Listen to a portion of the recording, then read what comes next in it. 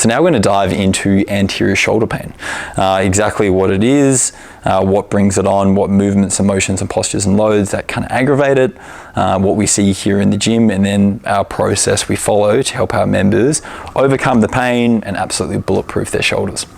So as the name suggests, it's this pain that presents through the front of the shoulder. It's quite a generalized term, so anterior shoulder pain, but typically it's just right through the front, and it can be brought on by just at rest. So when the arms rest in, it can be a bit of a dull or sharp ache, or more than often than not, it's just when someone's in the gym and they're doing a certain motion that brings it on. So it could be, say for instance, like a bench press. So when you're bringing the barbell down to the chest, the shoulder rounds forward, and that's what can exacerbate that pain. Or an overhead press, so you're reaching up overhead, and it's those top ranges. And that can also work with rows and things like that. Anything that really is kind of involving the shoulder, and it has the motion for it to pop forward, that's typically what we see that aggravates it. So we've got, speaking of rounding forward, we've got three main things that stop the shoulder rounding forward. We've got your tendon, so bicep tendon. So it comes directly, one of the tendons of your bicep comes directly through the front of the shoulder and inserts onto the head of the humerus. So if we've got the humerus here, so that's that arm bone, sits inside the glenoid, that's the cavity of the shoulder, and that makes up the glenohumeral joint. So bicep tendon, we've got your joint capsule, so that's ligaments and tendons and everything that encompasses these two. And then the third is your rotator cuffs. So from the other side, from both sides of your shoulder blade, coming in through and actually inserting into the head of the humerus itself.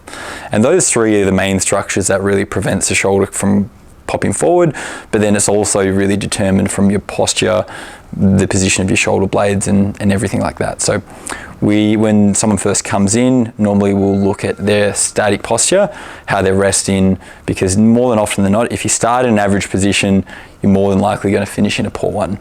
So if someone's really rounded forward in their upper back and their shoulders are coming forward and we can't mobilize that upper back and get the shoulder blades in the right position, if they go to do a bench press, normally it's going to end quite badly in terms of the shoulder health.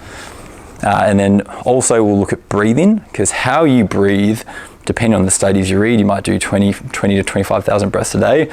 If you're not getting good diaphragmatic expansion, expanding in through the stomach and the ribs, and all of this is moving, if you're just breathing through your chest, your neck, you feed into these accessory breathing muscles, it can be really, really difficult to rehab an injury which is kind of brought on by such sympathetic tone, meaning your body is just under so much tone because you're just using your pec minor, your levator scap in your neck, intercostals in your ribs, all these muscles are under tone because you're using them to breathe.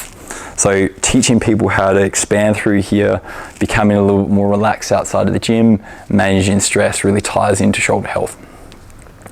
After we've looked at breathing mechanics and then we look at static posture and how the shoulder blade moves, then the lowest hanging fruit is just looking at exercise technique itself. Like I said, with bench press, if you're coming down and the shoulder blades are rounding forward, it's going to be quite exposed through the front. So let's look at how you do bench press. We might need to sub it out for another exercise in the short term while we overcome your pain, but more than often you can get some really, really good results in terms of shoulder health just from decent quality training. So when you're doing push-ups, for instance, you're squeezing the shoulders back and leaning the shoulders around and really reaching. That gets a lot of good muscles involved that are really involved in shoulder health. After we look at exercise technique, we'll look at strength. Strengthening the shoulder is absolutely critical, because a good analogy for the shoulder is it's a ball and socket joint, just like the hip, but the head of the humerus is like a golf ball and the glenoid, the shoulder joint, is like a golf tee. Really, really unstable joint, versus the hip, which is the same type of joint, but we've got the head of the femur sitting inside the acetabulum, that's the hip joint, 70%. So this thing is absolutely rock solid compared to the shoulder. So strengthening is really, really important, and you might find yourself going to get treatment, trying to get a lot of work done to help alleviate shoulder pain, but if you're not actually adding stability and strength, you're beating your head up against the wall, and it can be a really low hanging fruit to look at.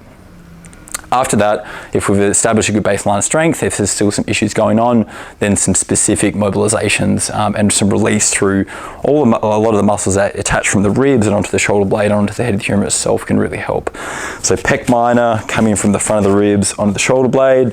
Bicep can be really helpful for people that are limiting elbow extension. So if you're only here and we need to get a little bit more, because if you can't extend through the elbow, the shoulder's going to come forward because that head of the humerus is just really compromised because that bicep tendon is attaching onto it. Rotator cuff, specifically infraspinatus, can be quite tender, and there's a couple of others back there that can be quite sore. Your lats, for some people, upper traps. So that's really kind of our process we look at. So we look at resting posture, breathing mechanics, we look at strength, exercise technique, how strong you are at the shoulder and core and everything, because that really influences shoulder health, and then specific releases to help get the shoulder moving a little bit better. That's it for now. I really hope this helps. If you've got any questions at all, feel free to drop a comment or reach out and we'll happily help.